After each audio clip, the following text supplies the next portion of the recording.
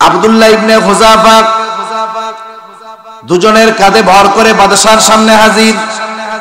বাদশাহ ফুটন্ত উত্তপ্ত তেল দেখায় আব্দুল্লাহ ইবনে হুযাফাকে বলে, আব্দুল্লাহ, আমার কথা মাইনা নাও, যেই প্রতিশ্রুতি দেওয়া হয়েছে পূর্ণ করা হবে। আর যদি কথা না মানো, অবস্থান কিন্তু তেলের মধ্যে হবে। আব্দুল্লাহ ইবনে হুযাফা অবস্থার উপরে অনড়, বলে, বাদশাহ, আমি জীবন দিতে প্রস্তুত, তবু ঈমান ছাড়ব না। বাদশাহ এবার বলে, কি পরিণতি হবে তুমি জানো? আদেশ করলেন, যাও জেলখানা থেকে একজন মুসলমান কয়েদি ধরে আনো। বাদশাহর আদেশে একজন মুসলমান কয়েদি ধরে আনা হলো। বাদশাহ আদেশ করলো, ওকে তেলের মধ্যে ফেলে দাও। যখন ওই লোকটাকে তেলের মধ্যে ফেলে দেওয়া হলো, মুহূর্তের ভিতরে দেহটা ভাজা ভাজা হয়ে গেল, হাড্ডি থেকে মাংসগুলো আলাদা হয়ে গেল। শাহাদাতের অমীয় সুধা সে পান করলো। বাদশাহ আব্দুল্লাহ ইবনে হুযাফাকে বলে, আব্দুল্লাহ, তোমার পরিণতিও ওই রকম হবে যদি তুমি আমার কথা মেনে না নাও। আব্দুল্লাহ ইবনে হুযাফা ঈমানের পাওয়ার, বলে, জীবন দিতে প্রস্তুত, তবু ঈমান দিব না। বাদশাহ এবার রাগান্বিত হয়ে বলে, যাও ওকেও তেলের মধ্যে ফালায়া দাও। আব্দুল্লাহ ইবনে হুযাফাকে ধরে ধরে দুইজন তেলের দিকে নিয়ে যায়। এতক্ষণ সব কিছু স্বাভাবিক। এইবার আব্দুল্লাহ ইবনে হুযাফা কান্না শুরু করে দিল। বাদশাহ ভাবছে মরার ভয়ে কান্না করে। বাদশাহ আব্দুল্লাহ ইবনে হুযাফাকে বলে, আব্দুল্লাহ, কি ব্যাপার? কাপুরুষের মতো কান্না করো কেন? মৃত্যুর ভয় হয়, জীবনের জন্য মায়া হয়। আব্দুল্লাহ ইবনে হুযাফা বাদশার কথার জবাবে বলে, না বাদশাহ, না না, আমি মৃত্যুর ভয়ে কান্না করি না। বাস্তবতা হলো, প্রকৃত মুমিন ঈমানদার মৃত্যুকে ভয় পায় না, কারণ সে জানে মৃত্যু হলো একটা পর্দা, এপারে দুনিয়া, ওপারে আল্লাহর জান্নাত। আব্দুল্লাহ ইবনে হুযাফা বলে, আমি মৃত্যুর ভয়ে কান্না করি না। তাইলে কান্না করো কেন? আব্দুল্লাহ ইবনে হুযাফা বলে, বাদশাহ, আমি কান্না করি কারণ হলো, আমার আল্লাহ আমাকে একটা জীবন দিয়েছে। এক জীবন আমি একবার আল্লাহর জন্য কোরবান করতে পারবো। আমার তো মন চায় আমার আল্লাহ আমাকে শত শত জীবন দিবে। এই শত শত জীবন আমি শত শতবার আল্লাহর জন্য কোরবান করে দিব। জীবন যে একটা, একবার মরতে পারবো, এই দুঃখে কান্না করতেছি, মরার ভয় না। বাদশাহ আলে কিতাব, বোধ বুদ্ধি কিছু আছে, চিন্তা করতেছে, ওরে যদি এখন তেলের মধ্যে ফালায়া দেই, ও তো মারা গেল, কিন্তু হাইরা তো আর গেল না, পরাজিত হলো না তো সে। বাদশাহ এবার আব্দুল্লাহ ইবনে হুযাফাকে বলে, আব্দুল্লাহ, কিছুই লাগবে না, আমার একটা কথা মানো, আমি তোমাকে মুক্ত করে দিব। তুমি শুধু আরবের রীতি অনুযায়ী আমার কপালে একটা চুমা দাও। আরবদের কিছু ব্যক্তিগত রীতি আছে, সামাজিক রীতি আছে, যার সাথে মোহাব্বত, ভালোবাসা দেখা হওয়ার পরে হাতে চুমো করে কপালে চুমো দেয়। তার মানে আমারেও যে তুমি মোহাব্বত করো, ভালোবাসো, কপালে চুমা দিয়ে একটু বুঝায় দাও। আব্দুল্লাহ ইবনে হুযাফা চিন্তা করতেছে, তোরে চুমা দিব ঠিক, কিন্তু আমার জীবনের বিনিময় নয়। এইবার আব্দুল্লাহ ইবনে হুযাফা উল্টা প্রস্তাব দিচ্ছে, শোনো, আমি তোমাকে তোমার কপালে একটা চুমা দিতে পারি, শর্ত হলো তুমি যদি তোমার জেলখানায় যত মুসলমান কয়েদি আছে সবগুলোকে মুক্ত করে দেওয়ার ওয়াদা দাও, তাইলে আমি তোমার কপালে একটা চুমা দিতে রাজি। বাদশাহ বলে, তা হইলেও দাও, একটা কথা তো মানো। এইবার আব্দুল্লাহ ইবনে হুযাফা বাদশাহর কপালে একটা চুমা দিল, আর বাদশাহ ওয়াদা মোতাবেক তার জেলখানায় যত মুসলমান কয়েদি ছিল সবাইকে সে ছেড়ে দিল। আহাসিবান নাস আন ইউতরাকু আন ইয়াকুলু আমান্না ওয়া হুম লা ইফতানুন। আল্লাহ রাব্বুল আলামিন বলেন, মানুষ কি এটা মনে করে নাকি সে বলবে আমি মুমিন, আর তার পরীক্ষা নেওয়া ব্যতীত তাকে ছেড়ে দেওয়া হবে? তার মানে আল্লাহ রাব্বুল আলামিন বলেন, যারা নিজেদেরকে মুমিন দাবি করবে, ঈমানদার দাবি করবে, এই দুনিয়াতে তাদের ঈমানের পরীক্ষা নেওয়া হবে। আল্লাহ রাব্বুল আলামিন পরীক্ষা নেবেন। ঘোষণা আগের থেকেই আল্লাহ তাআলা জানায়া দিলেন। কারণ যেহেতু একটা দ্বীনি শিক্ষা প্রতিষ্ঠানের মাহফিল, সাধারণভাবে আপনারা বুঝবেন, বাচ্চাদের যখন পরীক্ষা নেওয়া হয়, পরীক্ষার আগের দিন কিন্তু ঘোষণা দেওয়া হয় না যে আগামীকাল তোমাদের বার্ষিক পরীক্ষা, এমন বলা হয় না। বরং 20-15 এক মাস আগে জানায়া দেওয়া হয় যে ওই তারিখে কিন্তু তোমাদের পরীক্ষা হবে, ভালো মতো প্রস্তুতি নাও। ঘোষণা কেন আগের থেকে দেওয়া হয়? যাতে করে ছাত্রছাত্রীরা পরীক্ষার প্রস্তুতি নিয়ে সকলে ভালো ফলাফল করতে পারে। কোন শিক্ষক চায় না যে তার কোন ছাত্রছাত্রী পরীক্ষায় ফেল যাক, চায়? কেউ চায় না। বরং দেখেন ছাত্ররা ভালো ফলাফল করছে, ওস্তাদেরা খুশি, মুহতামিম সাহেব খুশি। কেন? ওস্তাদেরা পরীক্ষা নেন ঠিক, কিন্তু চান না কোন ছাত্র ফেল যাক। কারণ হলো শিক্ষকের ছাত্রের প্রতি একটা মহব্বত, ভালোবাসা কাজ করে। আল্লাহ তাআলা বান্দার পরীক্ষা নেন ঠিক, কিন্তু আল্লাহ তাআলা চান না যে এই পরীক্ষায় তার বান্দা ফেল যাক। যেমন ওস্তাদ যদি ছাত্র গোল্ডেন এ প্লাস পায়, ওস্তাদ খুশি হয়ে যায়। অনুরূপভাবে কোন বান্দা যদি ঈমানের পরীক্ষায় পাশ করে, তাহলে খুশি হয়ে যায় কে? আল্লাহ খুশি হয়ে যায়। কারণ বান্দাকে তো আল্লাহ তাআলা কত ভালোবাসে, এর হিসাব নাই। সেজন্য আল্লাহ তাআলা আগের থেকে ঘোষণা দিলেন, মুমিন তোমার ঈমানের পরীক্ষা নেওয়া হবে। পরীক্ষার সময় যখন কাছাকাছি হয়ে যায়, যেই ওস্তাদ যেই বিষয়ে পারদর্শী, শিক্ষক ছাত্রদেরকে বলে, শোনো ওই অধ্যায়ের এই প্রশ্নগুলো তোমরা পড়বা, দাগায় দেয়, সাজেশন দিয়া দেয়। ছাত্র ভালো মতো প্রস্তুতি নিয়ে জানি গোল্ডেন এ প্লাস পায়।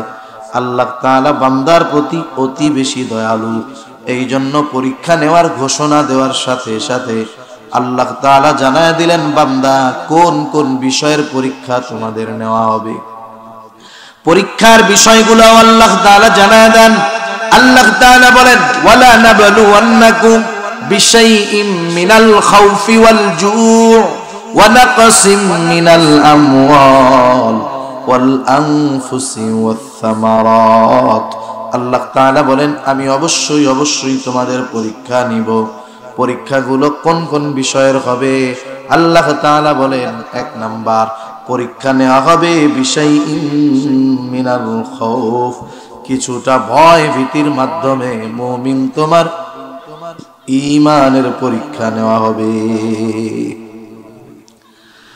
দুনিয়াতে যারা পরিপূর্ণ ঈমানের দাবি অনুযায়ী চলতে যায়, হাজারো বাধা বিপত্তি তাদের আছে। দুনিয়ার মধ্যে অতীতের ইতিহাস, ঈমানের উপরে যারা চলেছে, হাজারো ভয় ভীতির পরীক্ষার সম্মুখীন তাদের হওয়া লাগছে। হাজারো মুমিনের ঘটনা আমরা জানি, বলতে পারা যাবে। তারা ঈমানের পরীক্ষায় হাজারো ভয় ভীতির সম্মুখীন হওয়ার পরেও নিজেদের জীবন উৎসর্গ করে দিয়েছে, তবু তারা ঈমান ত্যাগ করে নাই, ঈমান ছাড়ে নাই। একজন সাহাবীর নাম হলো আব্দুল্লাহ ইবনে হুযাফা রাদিয়াল্লাহু তাআলা আনহু। হযরত ওমর রাদিয়াল্লাহু তাআলা আনহুর সময় যখন রোমদের সাথে মুসলমানদের প্রথম সরাসরি যুদ্ধ, এর আগে তাবুকের যুদ্ধে রোম সৈন্যরা মুসলমানদের বিরুদ্ধে যুদ্ধ করার জন্য আসছিল। কিন্তু নবীজির সেনাবাহিনীর মুখোমুখি হওয়ার আগে আল্লাহ তাআলা রোম সৈন্যদের অন্তরে নবীজির ভয় ঢুকায়া দিল। তারা পালায় চলে গেল। বিনা যুদ্ধে মুসলমানেরা জয়ী হয়ে গেল। কিন্তু সর্বপ্রথম রোমদের সাথে মুসলমানদের সরাসরি যুদ্ধ হয় ইসলামের দ্বিতীয় খলিফাতুল মুসলিমিন হযরত ওমর রাদিয়াল্লাহু তাআলা আনহুর সময়। রোম সম্রাট শুনেছে মুসলমানেরা সৈন্য সংখ্যায় কম, তথাপি অনেক বড় বড় সেনাবাহিনী, তাদের সাথে যুদ্ধের মোকাবেলায় পারে না। গোয়েন্দা প্রধানরে পাঠায়া দিছে, তদন্ত করো। তদন্ত শেষে গোয়েন্দা রিপোর্ট আসলো, শোনেন মুসলমানদের এই জয়ের পিছনে সংখ্যা অস্ত্র কোনো ফ্যাক্টর নয়, বরং মুসলমানদের এই জয়ের পেছনে মূল কারণ হলো তাদের ঈমান। ঈমানি পাওয়ারের কারণে তারা বড় বড় সেনাবাহিনীকে পরাজিত করে। বাদশাহ আহলে কিতাব তার মনের মধ্যে একটু চিন্তা যে ওদের ঈমানের পরীক্ষা আমি নিব। সেনা প্রধানকে বলতেছে, ও সেনাপতি, তোমার উপরে দায়িত্ব হলো যুদ্ধের ফলাফল যা হয় হোক, তুমি কিছু জীবিত মুসলমান সৈন্য আমার কাছে ধরে আনবা, আমি একটু ওদের ঈমানের পরীক্ষা নিব। যুদ্ধ শুরু হয়ে গেল। ঘটনাক্রমে মুসলমানদের একটা দল কাফেরদের হাতে আটক। বাদশাহর আদেশ পাঠায় দেওয়া হলো রাজধানীতে। বাদশাহর কাছে খবর দেওয়া হলো, বাদশাহ নামদার, মুসলমানদের একটা দল আমাদের হাতে আটক, আপনি আদেশ করলে হাজির করা হবে। পরের দিন দরবারে বাদশাহর সামনে আটককৃত মুসলমান সৈন্যদের হাজির করা হলো। বাদশাহ এবার মুসলিম আটককৃত সৈন্যদের দিকে তাকায় বলতেছে, তোমাদের এই দলের আমিরকে, নেতাকে? যুবক একজন দাঁড়ায় গেছে, বলে, আমি হলাম এই দলের আমির, এই কাফেলার আমির। যুবক মানুষ জিজ্ঞাসা করতেছে, হে যুবক, তোমার নাম কি? যুবক বলে, আমার নাম হলো আব্দুল্লাহ ইবনে হুযাফা। যুবক মানুষ এইবার বাদশাহ আব্দুল্লাহ ইবনে হুযাফাকে কাছে ডাক দিয়া বসায়, নিজের আসনের পাশে বসায় বলে, আব্দুল্লাহ, তুমি আমার বিরুদ্ধে যুদ্ধ করতে আসছো। আব্দুল্লাহ, আমি তো শত্রুর সাথে এমন আচরণ করি না, কিন্তু তোমাকে দেখার পর তোমার প্রতি আমার আন্তরিকতা, ভালোবাসা, মহব্বত জাগ্রত হয়ে গেছে। ও আব্দুল্লাহ, আমি চাই তোমার সাথে আমার একটা ভালো সম্পর্ক হোক, মহব্বতের সম্পর্ক হোক, শত্রুতা কেটে যাক। এই জন্য আমি তোমাকে আমার পাশে আইনা বসাইলাম। আসলে তো পরীক্ষা করতেছে, ঈমানের পরীক্ষা। আব্দুল্লাহ ইবনে হুযাফাকে বাদশাহ বলে, আব্দুল্লাহ, তুমি যদি আমার সাথে ভালো একটা সম্পর্ক স্থাপন করতে চাও, আব্দুল্লাহ, একটা জিনিস তোমার আমার মধ্যে বাধা হয়ে গেল। তুমি মুসলমান, আমি খ্রিস্টান। এখন তুমি যদি আমার পছন্দের পাত্র, ভালোবাসার মানুষ হতে চাও, তোমাকে মুসলমানিত্ব ত্যাগ করে খ্রিস্ট ধর্ম গ্রহণ করতে হবে। তুমি যদি মুসলমানিত্ব ত্যাগ করে খ্রিস্টান হও, আব্দুল্লাহ, তোমার কত লাভ? এক নাম্বার, আমি তোমাকে ভালোবাসবো, আর আমার ভালোবাসার মানুষ জেলখানায় আটক থাকবে, সেটা হতে পারে না। আমি তোমাকে মুক্ত করে দিব। হয়তো তুমি চিন্তা করতেছো, তুমি ইসলাম ধর্ম ত্যাগ করার পরে তোমার মানুষদের কাছে ফিরে যাও, তাহলে তোমাকে তারা দুনিয়ায় থাকতে দিবে না, বিপদ। তোমার চিন্তার কোনো কারণ নাই, তোমার এখান থেকে যাওয়া লাগবে না। আরাম আয়েশ ভোগ বিলাসের জিন্দেগির ব্যবস্থা করা হবে। আমার ঘরে সুন্দরী যুবতী একটা কন্যা আছে, আব্দুল্লাহ, আমার এই মেয়েটাকে আমি তোমার সাথে বিবাহ দিয়ে দিব। বিবাহের দিন আমার বিশাল রোম সাম্রাজ্যের অর্ধেক আমি তোমার নামে লিখে দিব। আমার মৃত্যুর পর তুমি বাকি অর্ধেকের মালিক হয়ে যাইবা। তুমি হবা এই বিশাল রোম সাম্রাজ্যের একচ্ছত্র অধিপতি। কত সুবিশাল প্রস্তাব, কত সুবিশাল প্রস্তাব। বিনিময়ে ঈমান দিতে হবে, এত সম্পদ দিতে রাজি। সাহাবাদের কাছে দুনিয়ার মধ্যে সবচাইতে প্রিয় বস্তু ছিল ঈমান, সবচাইতে ঘৃণার বস্তু ছিল কুফর। কারণ তারা দুনিয়া ত্যাগ করে ঈমান গ্রহণ করেছে, কুফরিকে তারা ত্যাগ করেছে। সেই ঈমান কিনতে চায়, দুনিয়ার বিনিময়ে কুফরি গ্রহণ করতে বলে। আব্দুল্লাহ ইবনে হুযাফা প্রচন্ড রাগান্বিত হয়ে গেলেন। বসেছিলেন, রাগে ক্ষোভের সাথে সাথে তিনি দাঁড়ায় গেলেন। বাদশাহর দিকে ফিরে ঈমানি আওয়াজে বলে, এই রোমের কুকুর, তুই কি দুনিয়ার বিনিময়ে আমার ঈমান কিনতে চাস? তুই শুনে রাখ, এ তো তোর সামান্য রোম সাম্রাজ্য। তুই যদি আমাকে গোটা দুনিয়ার মালিকও বানায় দেস, আমি আব্দুল্লাহ আমার ঈমান তোর কাছে বিক্রয় করব না। এক ধমকে দরবার ঠান্ডা। বাদশাহ রাগে ভিতরে চলে গেছে। কত বড় সাহস! আমার প্রস্তাব আমার মুখের উপরে ফিরায় দেয়, আমাকে ধমক দেয়, ইমানের বড়াই দেখায়। দেখা ছাড়বো কতক্ষণ থাকে ইমানের বড়াই। বাদশা আদেশ করলো, যাও ওকে জেলখানার মধ্যে আটকে দাও, খাবারও দিবা না, পানিও দিবা না। বাদশার আদেশ, আব্দুল্লাহ ইবনে হুযাফাকে জেলখানার মধ্যে আটকে দেওয়া হলো। খাবারও দেয় না, পানিও দেয় না। ডাক্তারকে বলে রাখছে, ডাক্তার খোঁজ খবর রাখবা, যখন দেখবা অবস্থা বড় খারাপ আমার কাছে জানাইবা। আব্দুল্লাহ ইবনে হুযাফা জেলখানায় আটক। 1 সপ্তাহ পার হয়ে গেছে, খাবারও নাই, পানিও নাই। ডাক্তার দেখে আব্দুল্লাহ ইবনে হুযাফা জেলখানার মধ্যে শুয়ে আছে, বোঝা যায় না বেঁচে আছে নাকি মারা গেছে। ভেতরে ঢুইকা দেখে অবস্থা খারাপ। আব্দুল্লাহ ইবনে হুযাফাকে এই অবস্থায় দেখে ডাক্তার বাদশার কাছে গিয়ে বলে, বাদশাহ, আব্দুল্লাহ ইবনে হুযাফার অবস্থা ভালো না, এখন যদি খানা পানি না দেওয়া হয় যে কোনো মুহূর্তে মারা যেতে পারে। বাদশা বলল, যাও ওর জন্য খাবার আর পানি নিয়ে যাও, তবে খাবার নিবা শুকরের গোশত, পানি নিবা মদ মেশানো পানি। হালাল না হারাম? হারাম খাইলে কি হয় জানেন? সাধারণভাবে যদি কেউ হারাম খায়, উপার্জন হারাম, খাবার হারাম, অথবা দুটোই হারাম, দৈহিক শক্তি হইতে পারে খাইয়া দেয়া, কিন্তু ইমানি শক্তি জিরো। হারামখোরদের ইমানি নূর চলে যায়। মানুষের চেহারার ভেতরেও আর একটা চেহারা আছে, দেখবেন চেহারা কালো অনেক, কিন্তু আল্লাহ ওয়ালা ওই কালো চেহারার মধ্যে কেমন জানি নূর চমকায়, ঠিক কিনা বলেন? আপনাদের সিলেটের অনেক বুজুর্গ ছিলেন না, দেখতে তো কালো। নুরউদ্দিন গওহরপুরী রহমাতুল্লাহি আলাইহি কালো ছিলেন, শাইখে কাতিয়া কালো ছিলেন, উবাইদুল হক সাহেব রহমাতুল্লাহি আলাইহি উনি সুন্দর ছিলেন, তাই না? মুশাহিদ আহমদ বায়ামপুরী রহমাতুল্লাহি আলাইহি কালো ছিলেন, কিন্তু আপনারা মুরব্বীরা যারা ওনাদের দেখছেন, ওই কালো চেহারার মধ্যে একটা নূরের ঝলক থাকে, ঠিক কিনা? আর যেগুলো হারামখোর, চামড়া যত সাদা হোক, ইমানদার যদি ইমানের নজর দিয়ে ওর দিকে তাকায়, দেখবে ওই সুন্দর চেহারাটার মধ্যে কুৎসিত একটা ভাব আছে। এটা হারামের প্রভাব। বাদশাহ আহলে কিতাব খুব ভালো মতো জানে, 1 সপ্তাহ খানা পানি দেই নাই, শরীর দুর্বল হয়ে গেছে, এখন যদি হারাম খাওয়াইতে পারি ইমান দুর্বল হয়ে যাবে।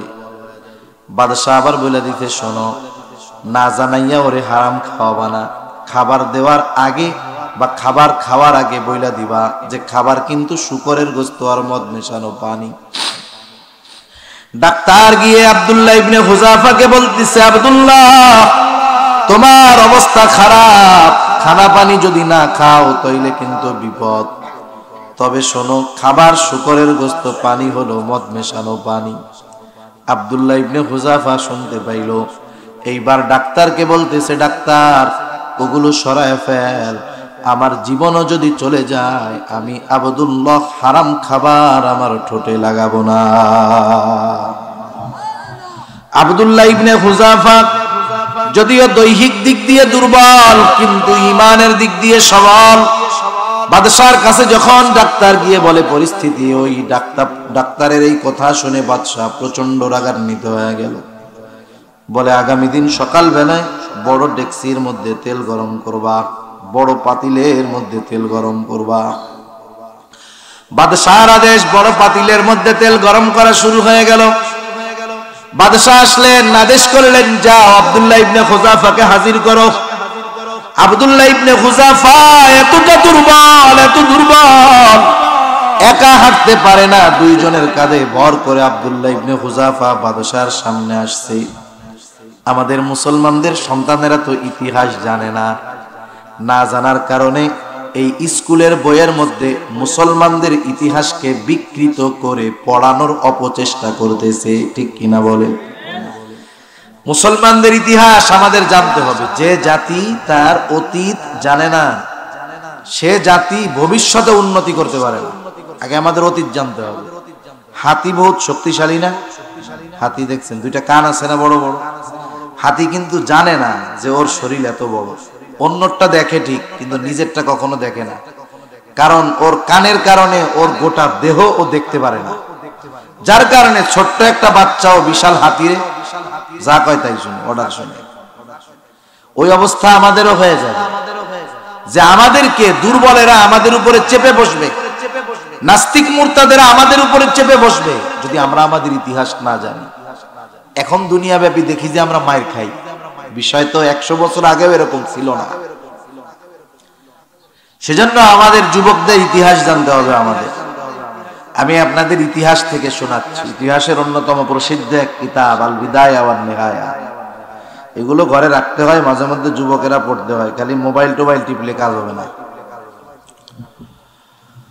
আব্দুল্লাহ ইবনে হুযাফা দুজনের কাঁধে ভর করে বাদশার সামনে হাজির। বাদশাহ ফুটন্ত উত্তপ্ত তেল দেখায় আব্দুল্লাহ ইবনে হুযাফাকে বলে, আব্দুল্লাহ, আমার কথা মাইনা নাও, যেই প্রতিশ্রুতি দেওয়া হয়েছে পূর্ণ করা হবে, আর যদি কথা না মানো অবস্থান কিন্তু তেলের মধ্যে হবে। আব্দুল্লাহ ইবনে হুযাফা অবস্থার উপরে অনড়, বলে, বাদশাহ, আমি জীবন দিতে প্রস্তুত, তবু ঈমান ছাড়ব না। বাদশাহ এবার বলে, কি পরিণতি হবে তুমি জানো? আদেশ করলেন, যাও জেলখানা থেকে একজন মুসলমান কয়েদি ধরে আনো।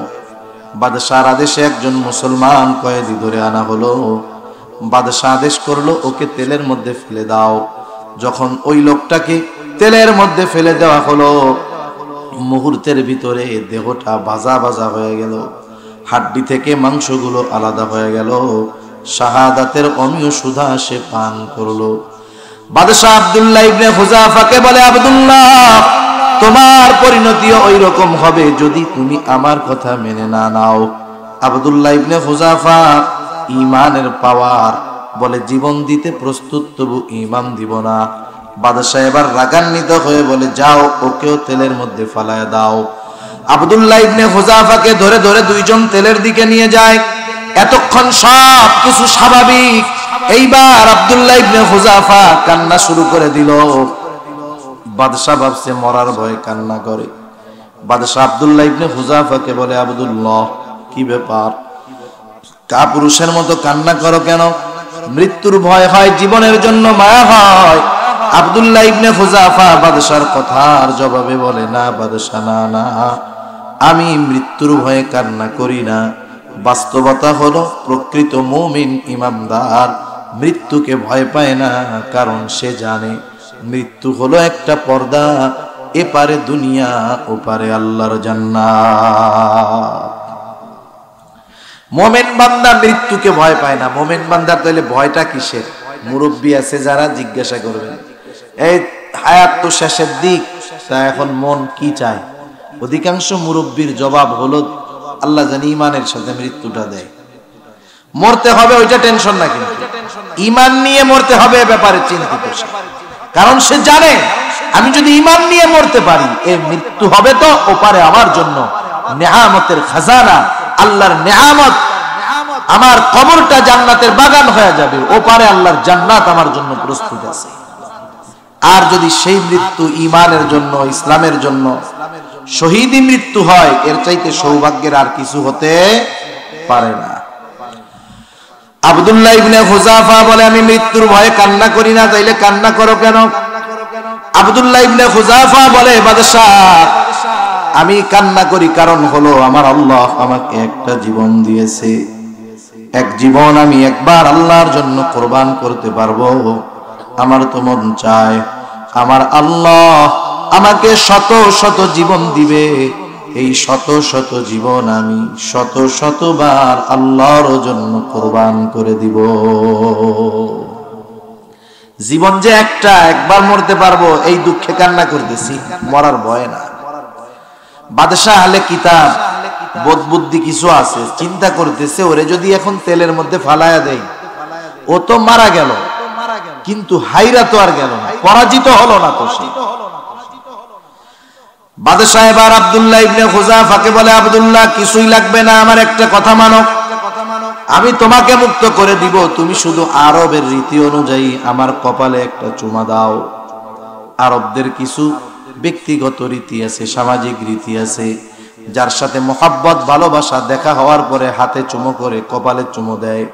তার মানে আমারেও যে তুমি মোহাব্বত করো, ভালোবাসো, কপালে চুমা দিয়ে একটু বুঝায় দাও।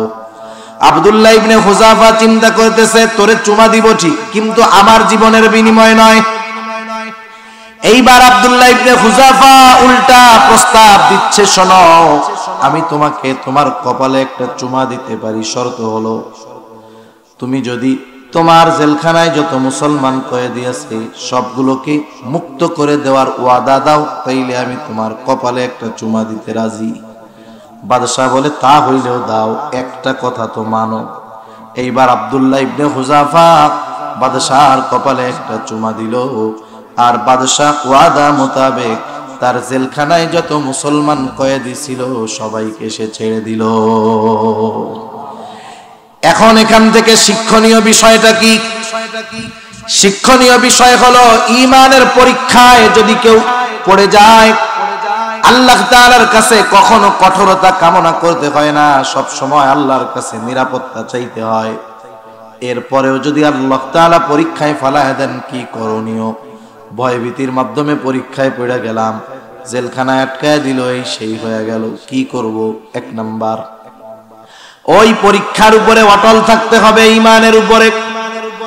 ঈমানের উপরে অটল থাকলাম, যদি ফাঁসিও দিয়ে দেয়, গরম তেলের মধ্যেও যদি ফালায়া দেয়, মেরে ফেলবে ঠিক, কিন্তু পরীক্ষায় ফেল হবে না। কারণ যদি মেরে ফেলে শাহাদাত, ঠিক কিনা বলেন? আর যদি অটল অবিচল থাকা যায়, সাময়িক কষ্ট ভয় ভীতি হয়তো হবে, কিন্তু চূড়ান্ত বিজয় মুমিনেরই হবে। আব্দুল্লাহ ইবনে হুযাফারে যদি তেলের মধ্যে ফালাইয়াই দিত, মনে করে পরীক্ষায় কি ফেল হইতো? ওই অবস্থায় অটল থাকছে, অবশেষে কি হলো? যে চূড়ান্ত বিজয় ঈমানের উপরে অটল থাকার কারণে তারই হইছে। সেজন্য দুনিয়ায় চলতে গেলে ভয় ভীতির সম্মুখীন হওয়া লাগতে পারে, সেটা ছোট হতে পারে বড় হতে পারে, যদি অটল থাকতে পারি তাহলে ঈমানদারেরই বিজয় হবে। আল্লাহ তাআলা এবার জানায় দিলেন পরীক্ষার দ্বিতীয় বিষয়। আল্লাহ তাআলা বলেন ওয়াল জু', ক্ষুধা অভাব দারিদ্রতার মাধ্যমে আল্লাহ তাআলা মুমিনের ঈমানের পরীক্ষা নেয়। অভাব দারিদ্রতাও আল্লাহ তাআলা পরীক্ষার জন্য দেন।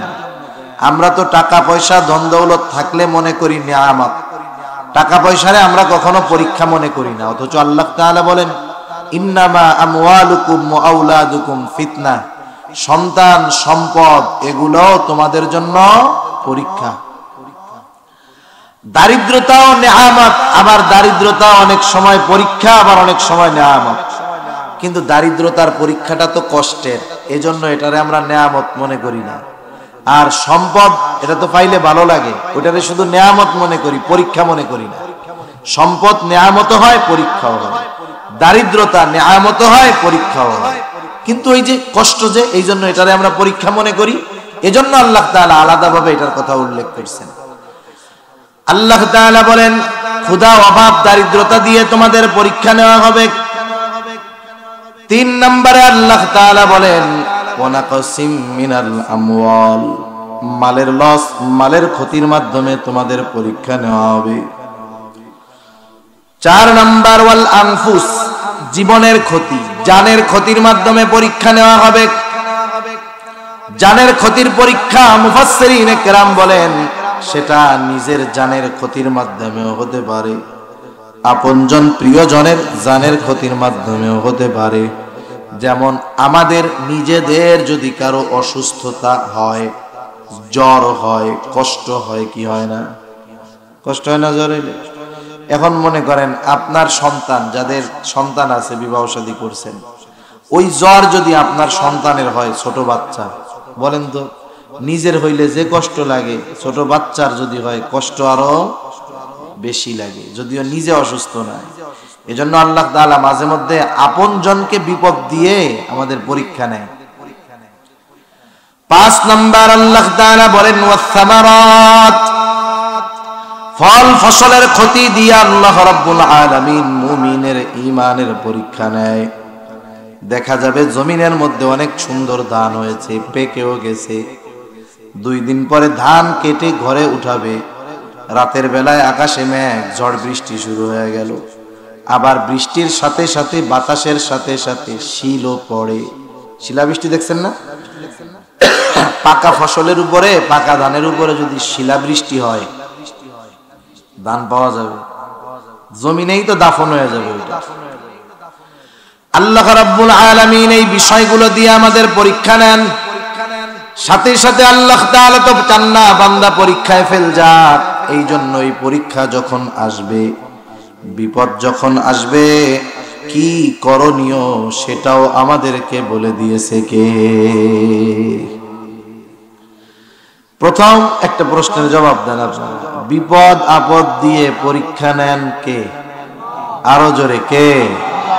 বিপদ আপদ থেকে উদ্ধার করেন বিপদ আপদে যেহেতু দেন আল্লাহ, উদ্ধার করেন আল্লাহ। বিপদে পড়লে সাহায্য কার কাছে? আল্লাহর কাছে। অনেক মানুষ বুঝে না, মাজারে গিয়ে সাহায্য চায়। শাহজালাল রহমাতুল্লাহি আলাইহির কবরের ওই জায়গায় গিয়া সাহায্য চায়। অথচ একটু আগে একটা লোক, একবার আমি যখন প্রথম গেছি ওইখানে, সাথে তো মাদ্রাসা মসজিদ, আমি নামাজ পড়লাম মসজিদে, পাশে একজন নামাজ পড়ল খুব তাড়াহুড়ো করে। এরপরে দ্রুততার সাথে ওই লোকটাই দেখলাম যে আমি নামাজ শেষ করে গিয়ে দেখলাম উনি শাহজালাল রহমাতুল্লাহি আলাইহির মাজারের ওই জায়গায় গেছে, কবরের ওই জায়গায় গেছে, যাইয়া ওই জায়গায় দোয়া করতেছে সামনে দিয়া। বলেন, একটু আগে উনি ছিলেন মসজিদে, ওইটা ছিল দোয়ার জায়গা, ওইখানেই তো আল্লাহর কাছে চাওয়ার দরকার ছিল। ওনার কথায় বোঝা যাচ্ছে যে উনি কোনো কিছু কাকতি মিনতি করতেছেন ওই কবরে যিনি আছেন তার কাছে। তাহলে বিপদ দেন কে? উদ্ধার করেন কে? সাহায্য কার কাছে চাইবে? আল্লাহর কাছে। এজন্য আল্লাহ তাআলা পরীক্ষা নেন, চান না বান্দা পরীক্ষায় ফেল যাক। এই জন্য পরীক্ষায় যখন পড়বে তার জন্য কি করণীয় সেটাও আল্লাহ তাআলা বলেন। আল্লাহ তাআলা জানায় দেন, বান্দা বিপদ আপদ মুসিবতে যখন পড়বা, সাহায্যের দরকার, সাহায্য আমি আল্লাহর কাছে চাও। আল্লাহ তাআলা বলেন, ইয়া আইয়ুহাল্লাযীনা আমানুস্তাঈনু বিস-সাবরি ওয়াস-সালাহ। আল্লাহ রাব্বুল আলামিন বলেন, হে ঈমানদারেরা, ইস্তাঈনু, আমার কাছে তোমরা সাহায্য চাও। বিপদ আপদে পড়লে সাহায্য চাও। কেমনে চাইবা? আল্লাহ তাআলার কাছে সাহায্য চাওয়ার মাধ্যম হলো দুইটা। কয়টা একটু জোরে বলেন? এক নাম্বার বিস-সাবরি ওয়াস-সালাহ, এক নাম্বার ধৈর্য, দুই নাম্বার হলো নামাজ। এই দুইটা পন্থা অবলম্বন করে আমি আল্লাহর কাছে তোমরা সাহায্য চাও। এখন সবর কাকে বলে এটাও আমাদের বোঝার দরকার। বিপদ আপদ মুসিবতে পড়লাম, চুপ করে ঘরে বসে থাকবো, যা হয় হবে, এটা সবর নয়। আমি অসুস্থ হয়েছি, এটা মুসিবত। এই মুসিবত বা এই পরীক্ষা বা এই অসুস্থতা দিয়েছেন কে? আল্লাহ তাআলা আবার এই অসুস্থতায় সাহায্য চাইতে বললেন সবর আর নামাজের মাধ্যমে। সবর এখন কাকে বলে? সবর হলো আমি যখন কোনো বিপদে পড়ব, ওই বিপদ থেকে পরিত্রাণের বৈধ পন্থা অবলম্বন করব, এটা সবরের বহির্ভূত নয়। অসুস্থ হইছে, আমি নাপা ট্যাবলেট খাবো, জ্বর হইছে, এটা শরীয়তে মানা নাই। আমার করোনা থেকে বাঁচতে মন চায়, আমি মাস্ক লাগাইলাম, অসুবিধা নাই।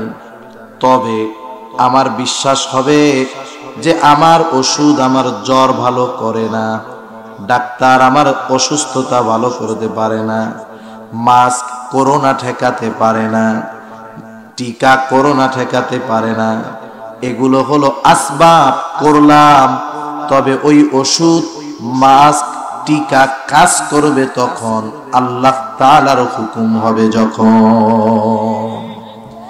সেজন্য অসুস্থ হওয়ার পরে জ্বর হওয়ার পরে কেউ নাপা খাইলো, কেউ যদি মনে করে এই নাপাই আমার জ্বর ভালো করছে, তাহলে সমস্যা আছে। আমি অসুস্থ হইছি, নাপা খাইছি, নাপা ট্যাবলেটের কোনো ক্ষমতা নাই। এই ট্যাবলেটকে দিয়ে কাজ করাইছেন কে? উনি অর্ডার করলে না পায় জ্বর ভালো করতে পারবে, উনি না করলে না পার 14 গোষ্ঠীও জ্বর ভালো করতে পারবে। সোজা কথায় সবর হলো যে কোনো বিপদ আপদ মুসিবতে ওই বিপদ থেকে বাঁচার বৈধ চেষ্টা করা, কিন্তু ভরসা চেষ্টার উপরে নয়। ভরসা কার উপর? যেমন মাঝে মধ্যে আমাদের আত্মীয় স্বজন হসপিটালে অসুস্থ থাকে, অনেকের অপারেশনের দরকার থাকে, অনেকে ইমাম সাহেবের কাছে এসে, মাদ্রাসার হুজুরদের কাছে এসে দোয়া চায়, বলে না যে আমার চাচা, আমার বাবা, আমার দাদা, আমার ভাই ওই আল হারমাইন হসপিটালে ভর্তি, একটা অপারেশন আছে, দোয়া করেন আল্লাহ জানি অপারেশনটা সাকসেসফুল করে, এরকম দোয়া চায় না? এখন বলেন তো, অপারেশন থিয়েটারে যখন অপারেশন চলে, অপারেশন কে করে? ডাক্তার করে নাকি আল্লাহ করে? ডাক্তার করে। কিন্তু দোয়া চাইছে কি? কয় নাই তো যে দোয়া কইরেন ডাক্তার জানি অপারেশনটা সাকসেসফুল করে, এ দোয়া কেউ চায় না।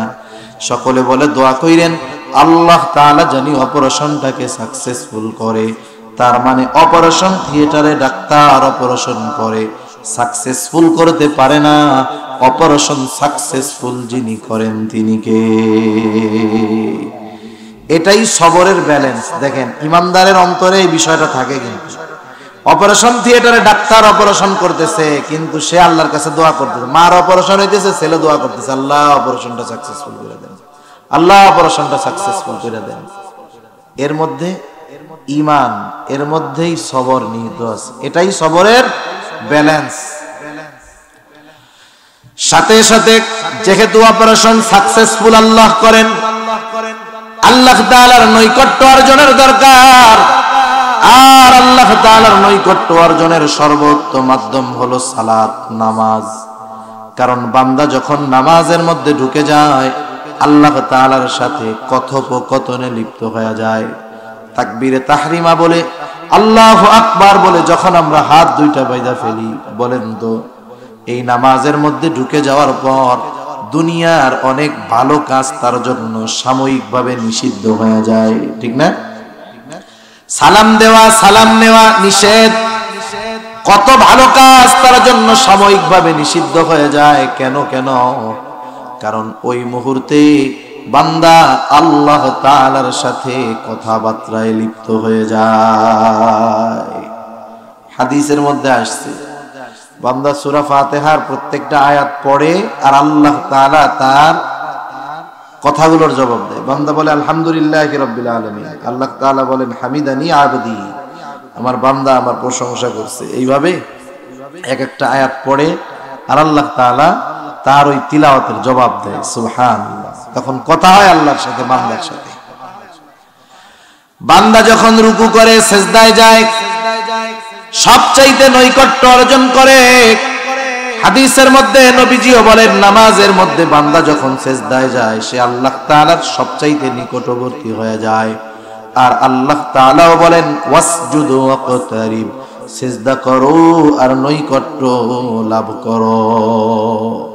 সেজন্য বিপদ আপদ মুসিবত আসলে সাহায্য আল্লাহর কাছে চাইব। আল্লাহ তাআলার কাছে সাহায্য চাওয়ার মাধ্যম হলো দুইটা। কয়টা? ধৈর্য আর নামাজ। তার মানে আল্লাহ তাআলা কেমন যেন বলতেছে, যেই বান্দা বিপদ আপদ মুসিবতে পড়বার পর ধৈর্য আর নামাজের মাধ্যমে আমি আল্লাহর কাছে সাহায্য চাইবে, সে তখন আর সাধারণ মুমিন থাকবে না, সে সবের মুমিন হয়ে যায়। এই জন্য আল্লাহ তাআলা লাস্টে বলেন ইন্নাল্লাহা মা'আস সাবিরিন। আল্লাহ তাআলা বলেন নিশ্চয়ই আল্লাহ ধৈর্যশীলদের সাথে আছে। তাহলে বিপদ আপদ মুসিবতে ধৈর্য আর নামাজের মাধ্যমে আল্লাহর কাছে সাহায্য চায় যারা, তাদের সাথে সাহায্যের জন্য আছেন কে? ইন্নাল্লাহা মা'আস সাবিরিন। এই দুই পদ্ধতি অবলম্বন করে যারা বিপদ আপদ মুসিবতে সাহায্য চায়, আল্লাহ তাআলা বলেন তারা সবের বান্দা, সবের বান্দা। আর যারা সবের, তাদের সাথে আছেন আল্লাহ। আর আল্লাহ যাদের সাথে আছেন, বিপদ যত বড় হোক কোনো চিন্তা নাই, কারণ ওই বিপদ থেকে উদ্ধার করবেন কে? ওই বিপদ থেকে উদ্ধার করবেন আল্লাহ। হযরত মূসা আলাইহিস সালাম বনি ইসরাইলদেরকে নিয়ে রাতের বেলা চলে আসছে সাগরের পাড়ে। ফেরাউনের কাছে খবর গেছে, ফেরাউন কাম তো সারা, মূসা আলাইহিস সালাম তো উম্মতদেরকে নিয়ে চলে গেল, শত্রু তো হাত ছাড়া। এইবার 6 লক্ষ সশস্ত্র সৈন্য নিয়ে ফেরাউন মূসা আলাইহিস সালাম এবং তার উম্মতদের পেছনে দাওয়া করছে। দিনের বেলা যখন সূর্যের আলো ফুটে উঠছে, মুসা আলাইহিস সালামের উম্মতেরা দেখতেছে যে ফেরাউন তার বাহিনী নিয়ে তাদের দিকে আসতেছে। ফেরাউনও দেখতেছে ওই যে মুসা নবীর উম্মত নদীর পারে অপেক্ষা করতেছে। ফেরাউন হয়তো চিন্তা করতেছিল আজকে সবগুলারে শেষ করে দেব, ওরা চিন্তা করতেছিল আজকে আমরা শেষ। বলতেছে মুসা কোন পথে আনলেন? ইন্না লামুদরাকুন, আমরা তো ধরাই পড়ে গেছি, আজকে আর বাঁচার কোনো উপায় নাই, পার হওয়ার কোনো ব্যবস্থা নাই। হয়তো ফেরাউনের সৈন্যবাহিনীর তরবারির আঘাতে মরবো, নইলে সমুদ্রের মধ্যে চুবনি খেয়া মরবো, বংশ শেষ। মুসা আলাইহিস সালাম তো নিজে নিজেই পথে আসেন নাই, আল্লাহ তাআলা এই পথে আসতে বলছে। মুসা আলাইহিস সালাম এবার উম্মতদের সামনে বক্তব্য দিলেন। কি বললেন? উম্মত বলতেছে ইন্না লামুদরাকুন, ধরা পড়ে গেছি। আর মুসা আলাইহিস সালাম বলেন কাল্লা, কখনো নয়, ধরা পড়বো না, আজকেও পড়বো না, কোনোদিন ধরা পড়বো না। কেন ধরা পড়বো না? মুসা আলাইহিস সালাম কেমন যেন বলতেছেন তাদের কাছে তো সব আছে, অস্ত্র আছে, লোকবল আছে, কিন্তু আমাদের সাথে কি আছে? তিনি বললেন আমরা ধরা পড়বো না, এই কারণ হলো ইন্না মাইয়া রব্বি, ধরা না পড়ার কারণ হলো আমাদের সাথে আমার রব আছে, আমার সাথে আমার রব আল্লাহ আছে। যেহেতু তিনি আছেন, ওরা যত কাছে আসুক আমাদের ধরতে পারবে না। আচ্ছা আমি কয়টা শেষ করবো? 3টা বেজে গেছে। ওই ঘড়িতে সমস্যা আছে, কিন্তু আমারটা 3টা বেজে গেছে, ওইটা ঘড়ির সমস্যা।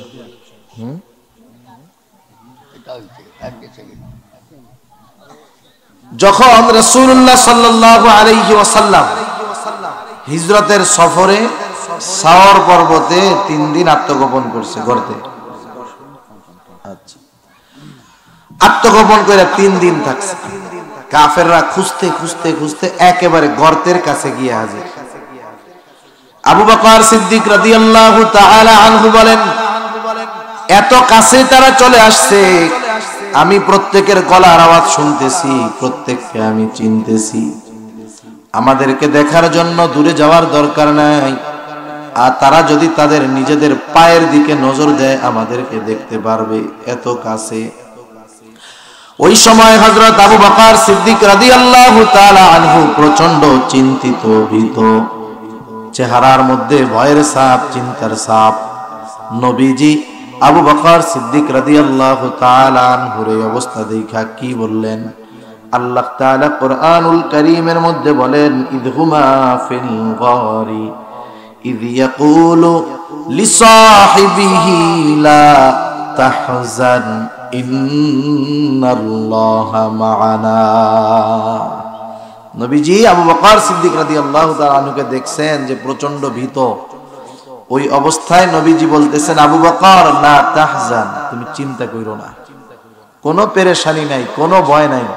এই গর্তের মধ্যে শুধু আমি আর তুমি না, ইন্নাল্লাহা মা'ানা, আমাদের সাথে আছে কে? ওই আল্লাহ বলতেছে ধৈর্য ধারণকারী হও, মা'আস সাবিরিন, ধৈর্য ধারণকারী যদি হওয়া যায়, ওই ধৈর্যশীলদের সাথে আছেন কে? আল্লাহ যদি সাথে থাকে কোনো বিপদ আছে নাকি? কোনো চিন্তা নাই, কোনো ভয় নাই, কোনো বিপদ নাই। এই জন্য বিপদ আপদ আসলে কোন পদ্ধতি অবলম্বন করব আল্লাহ তাআলা নিজে জানায়া দিলেন। এই পদ্ধতি অবলম্বন করে যারা সাহায্য চায় তারা হলো ধৈর্যশীল বান্দা, আর তাদের ব্যাপারেই আল্লাহ তাআলা বলেন বাশশিরিস সাবিরিন। এই পরীক্ষা নেওয়া হবে, যারা পরীক্ষায় উত্তীর্ণ হবে তারা সাবের, আর যারা সাবের আপনি তাদেরকে সুসংবাদ জানায়া দেন, তথা জান্নাতের সুসংবাদ জানায়া দেন। সাবের বান্দার কিছু আলামত আছে, অন্যতম আলামত কি? আল্লাযীনা ইযা আসাবাতুহুম মুসিবাহ ক্বালু ইন্না লিল্লাহি ওয়া ইন্না ইলাইহি রাজিউন।